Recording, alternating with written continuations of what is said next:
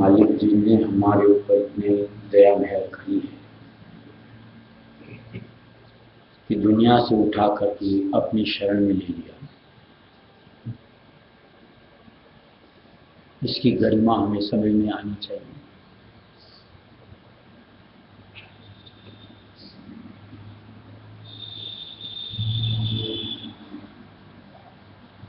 इसको ऐसे समझिए जैसे मानिए कोई एक बच्चा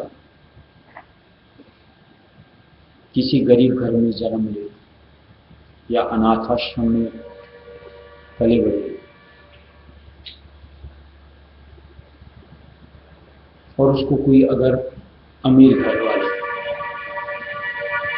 वहां से हटा करके अपने घर ले जाए,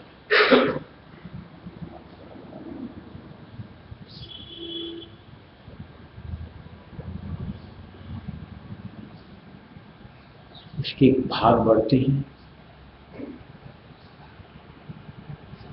उसके बाद उसे अपने आप को छोटी मानसिकता जो कि उन हालातों के साथ जुड़ी हुई, गरीब घर में या अनाथ आश्रम में, उससे पीछा छुड़ाना चाहिए। और जो अब उसका हाल ढंग उस अनुसार अपनी मानसिकता को डेवलप करना चाहिए।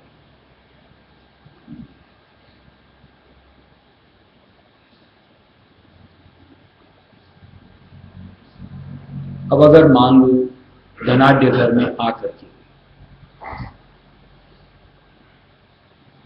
मानसिकता नहीं बदली,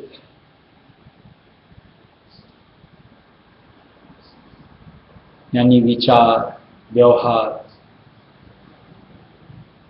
कैसा लगता है?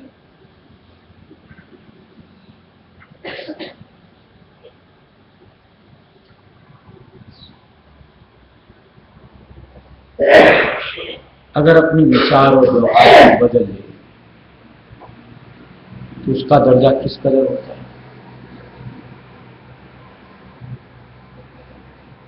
जो कि होना चाहिए कि ढंग से कपड़े पहनो, ढंग से चलो, ढंग से रहो, बात व्यवहार बोलने का सलीका बने उस घर के अनुसार, तो शोभा लगता है।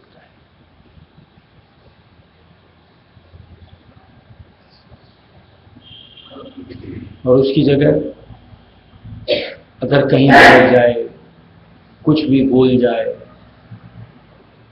फटेहाल रहे, गाली गलौज करे, तो उस घर के माहौल के साथ उसको कैसा अटपटा सा लगेगा।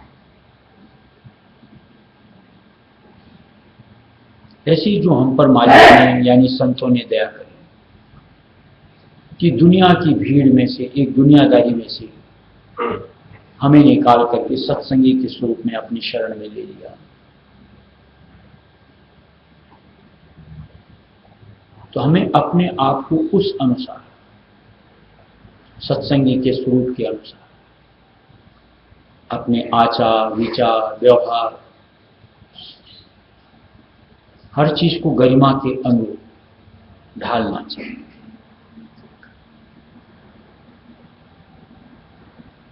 जो कि उस दर के अनुकूल लगता हो। अगर संतों के घर के जीव होकर के, सत्संगी होकर के हमारी तवज्जो, हमारा व्यवहार अगर जुदा है यानी दुनियादारी स्वरूप में है, क्या शोभा देता है। फिर मालिक ने जो हम पर कर्म किया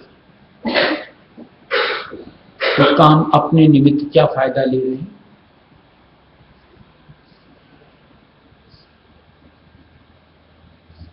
चाहे अपने हाव भाव रंग ढंग बदल करके मालिक के अनुकूल अपने आप को बना करके मालिक से न्यामत हासिल कर सकते हैं।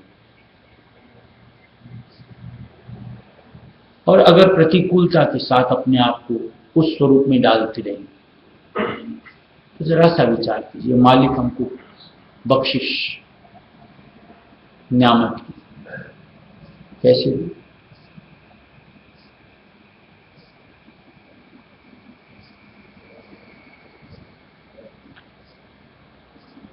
आज हम लोगों को जो बीज मंत्रालय में मिलता है, जिस एक नाम से पूरी सृष्टि टिकी हुई है, रची हुई है,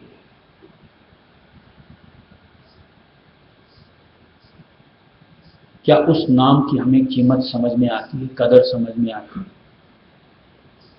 कि वो कितना पाक और साफ नाम होता है।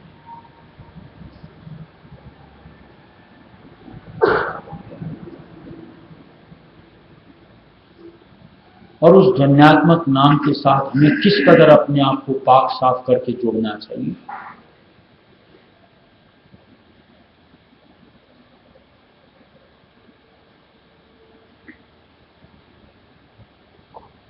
हम लोग देखिए किस तरीके से मालिक के नाम से अपने आप का सरोकार बनाते हैं। जब चाहना है हमारे साथ जुड़ी हुई, यानी रायस में नाम ध्याते वक्त भी कुछ और उसके साथ जोड़ लेते हैं। तो जो उस शब्द के द्वारा हमको भक्ति फल मिलना चाहिए, यानी सुर्त यानी आत्मा अपने आप का सिमटाव करती हुई मालिक में समानी चाहिए, वो कैसे मुमकिन है। ऐसे जिन चेतन स्वरूप के संग में हम अपने आप को जोड़ते हैं, जिनको हम गुरु कहते हैं, निश्चल भाव, निश्चल सोच अपनी कायम करके अगर उनका संग किया जाए तो चित्त हमारा निर्मल न हो जाए। यानी उस स्वरूप के जरिए से इस नश्वर जग से हमारी उपरांता न हो जाए।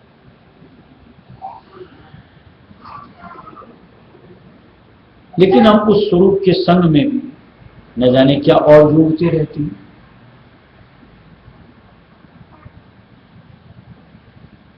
और इसीलिए हमारा ढंग जो बदलना चाहिए, यानी एक दुनियादार से हट करके एक सत्संगी का स्वरूप बनना चाहिए, वो हमारा नहीं बन पाता है। बस मालिक की दया मेहर की नाम प्यारा लग गया कि स्वरूप प्यारा लग गया कि आ बैठते हैं, या कभी मान लो किसी भी कारण से जब मन सिमटता है तो कुछ लखा हो, और जहां वापस मन अपने ढंग में आ जाता है फिर वो भाव अभाव तक चला जाए। मालिक का प्यार बिखर करके और चीजों से प्यार हो जाए। क्या संत मत यही हमें सिखाते हैं?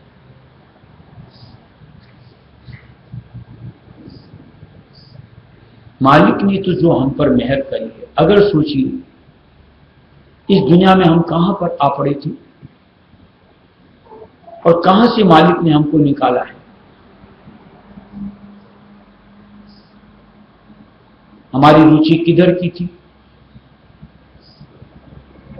और कैसे मालिक ने आकर के नाम की दाद देकर के रुचि में कहीं थोड़ा बहुत परिवर्तन, कहीं हमको वहां पर अपने आप को जोड़ना चाहिए, ठहरना चाहिए, अपने भले के लिए, दर्जा बढ़ाने के लिए, काम बनाने के लिए, यानी इस नश्वर जग से निकल करके अपने घर पहुंचने।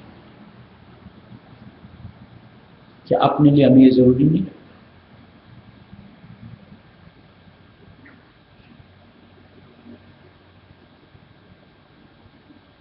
हर वक्त हम लोगों को सत्संग में चिताया जाता है, बताया जाता है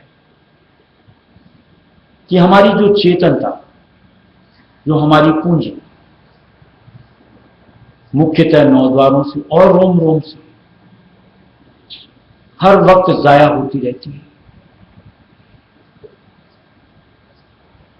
क्या उस पर हमको कंट्रोल करने का हमारा अपना मन नहीं बनना चाहिए?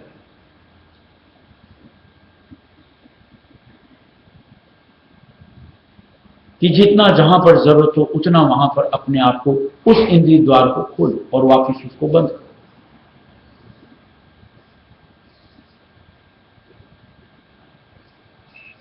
जब आपको इतनी समझ है कि मान लो आपको हाथ धोना होता है, नल को खोलते हो, जहां आप हाथ धो लेते हो नल को वापस बंद करते हो, क्या खुला छोड़ देते हो? ऐसे भी जिस किसी इंद्रिय में जब आपको व्यवहार करना होता है, आप व्यवहार कीजिए, मालिक तो मना नहीं करता है, लेकिन जहां एक बार आपका काम पूरा हुआ, व्यवहार हो गया, वापस वहां उसको बंद करना चाहिए। उसको खुला क्यों छोड़ देना कि हर वक्त वहां से चेतनता हमारी बहती रहे और हम निवल होते रहें। चाहे मुख्यतः 9 इंद्रियां हों और चाहे रोम रोम में हो, बाहर की तरफ भी प्रवाहित होती रही। परमार्थ यानी सिमटाव के जरिए से शब्द के साथ अपना जुड़ाव कैसे पॉसिबल होगा?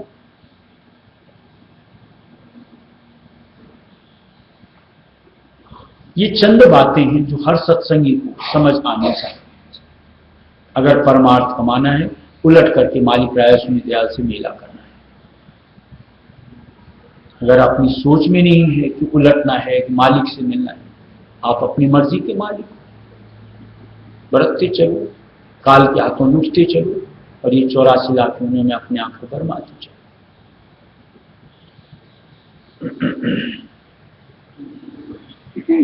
सूरत तो जग से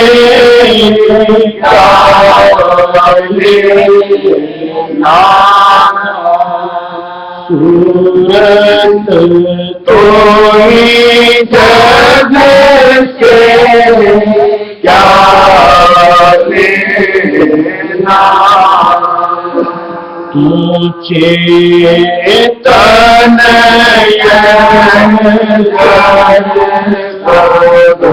ले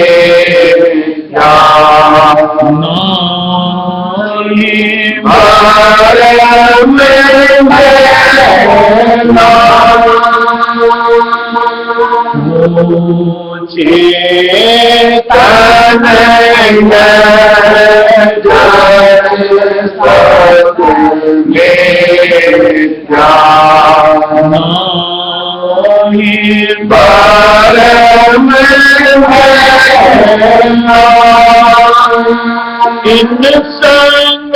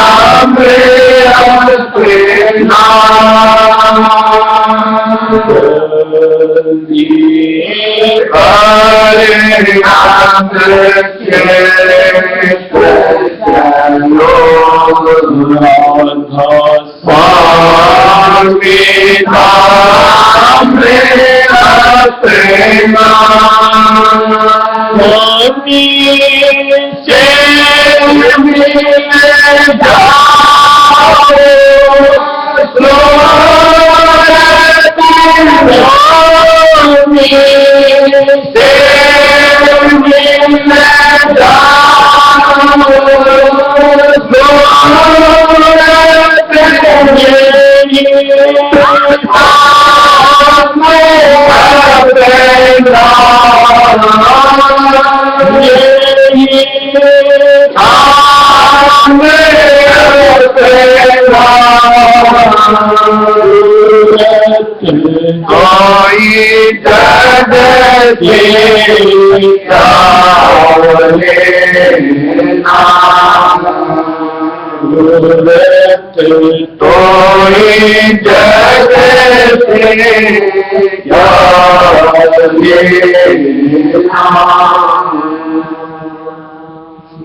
लेकिन देखिए, बड़ा अफसोस लगता है, आज हम लोग चाहे सत्संग करते हुए बुजुर्ग तक पहुंच गए, साल दर साल ही, लेकिन हम लोगों की सोच में परिवर्तन नहीं।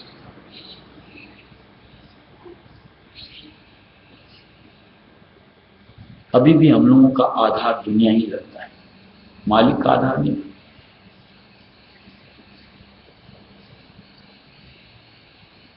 हर वक्त यही मन में रहता है कि दुनिया का कुछ इधर से उधर ना, चाहे मालिक का हमारा साथ छूटे तो छूटे, परमार्थ का काज हो तो, लेकिन दुनिया का नहीं। क्या ये सोच सही है सत्संगी के स्वरूप में?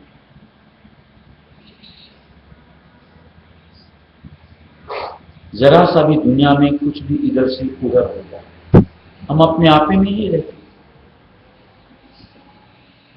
जैसे घर में मान लो कोई चीज यहां पर, अब ये यहां की चीज अगर यहां आ जाए, संतुलन खत्म हो जाता है हमारा। क्या दुनिया के साथ इतना लगाओ और परमार्थ में हमारा नित्य नियम छूटे तो छूटे, सेवा छूटे तो छूटे, मालिक की याद छूटे तो छूटे, विचलित ही नहीं होती, बड़े ऐशो आराम के साथ चद्दर तान के सोते। क्या सत्संग करते करते यही हमारा स्वरूप रहना चाहिए कि जहां मालिक के प्रति व्याकुलता है ना, आज छूट गया नित्य नियम मेरा, तो मुझे अफसोस हो कि उसको वापस कैसे पकड़ूं, कैसे ढर्रे में लाऊं, ये ख्याल हमारा बनना नहीं चाहिए। कोई सत्संग छूटता है, कोई भंडारे छूटते हैं, मन में ग्लानि तक नहीं होनी चाहिए।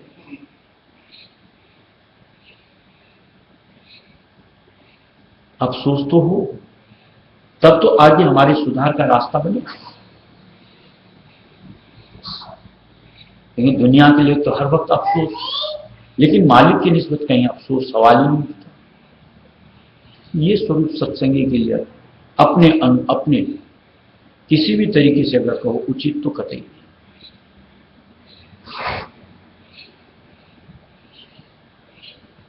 मालिक ने तो साफ दिया कि सूरत तो है जग से क्या लेना, इस नश्वर दुनिया से क्या लेना है। ये दुनिया तो हमेशा आज तक चलती चली आई है तुमको। अब अपना एक रिश्ता एक सरोकार से परम पिता से बनाओ, वो तुमको निहाल करे। उनके आधार में अगर जुड़ जाओगी तो उनके जरिए से तुम सत्य पद तक अपने आप को पहुंचा पाओ। उस आधार के लिए हमको कितनी तलब होनी चाहिए, हर वक्त अंतर से जुड़ते रहना, इस दुनिया से निकलते चलना, काम बनाते चलना अपना। ये सोच तो आप एक सत्संगी क्यों नहीं चाहिए।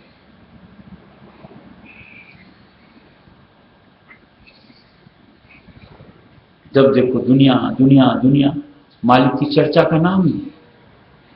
किसी भी संघ में बैठो, चाहे चेतन, चाहे जड़, चाहे भोग, चाहे विलास, खाली उन्हीं की बात।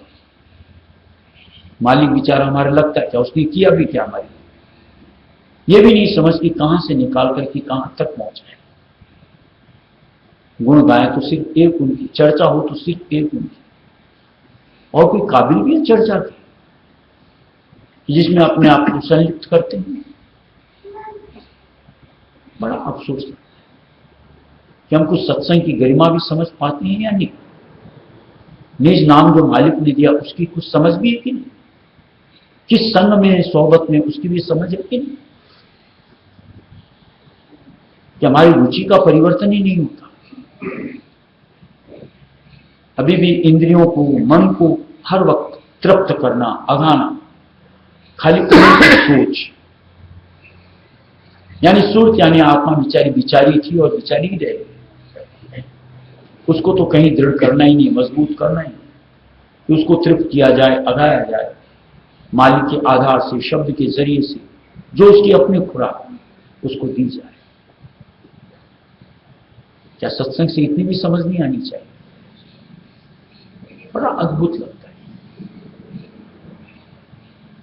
कि मान लो 1 घंटा आकर के बैठ भी जाते हैं तो क्या हुआ, बाद बाकी घंटे तो यही दुनिया ही चलती है हमारे साथ। किसी पल में भी वापस सत्संग के जो शब्द, अनमोल शब्द को, कि उनको जरिए से कहीं मालिक के आधार पर अपने आप को जकड़ा जाए, दुनिया से किनारा किया जाए, सुरत यानी आत्मा के लिए कुछ खुराक हासिल की जाए, इसकी समझ नहीं। ऐसे हालात में तो सीधी सी बात है, ये मंडल जो काल का यहां जो छला हुआ उसमें हम चले जा रहे हैं, और निश्चित तौर से यहीं टिकने की हमारी मनसा है, निकलने की सोच ही। और जब तक अपनी ही सोच नहीं हो, निस्तार भी नहीं हो सकता। चाहे मालिक मुर्शिद हमारा लाख चाहे तो क्या।